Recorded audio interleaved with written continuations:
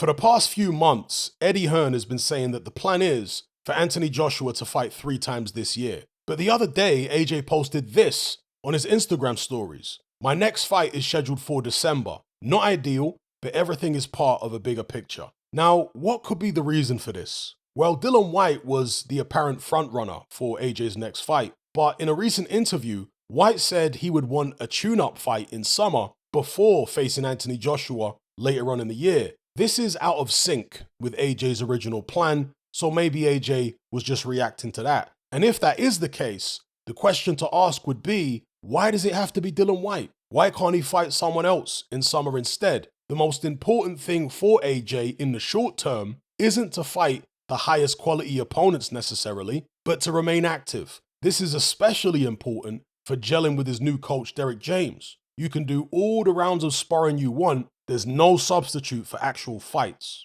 Or perhaps it's about greed and risk reward. Maybe AJ, Eddie Hearn, DAZN, or all three don't want to make less than a certain amount of money from an AJ fight, but they don't want to risk putting him in with someone too dangerous just yet. Perhaps Dillian Whyte ticked both of those boxes, but they feel nobody else does. If that is the case, I think it's very short-sighted. Even if AJ is contracted to receive a minimum amount per fight, surely he can accept less than that if he chooses to. Or perhaps not. Maybe it would compromise the validity of the contract moving forward. Another possibility that some people have mentioned is that Spence Crawford actually is going to happen in summer. Therefore, Derek James would have to prioritize training Spence ahead of Anthony Joshua. Hopefully we get some answers in Eddie Hearn's next interview, whenever that may be.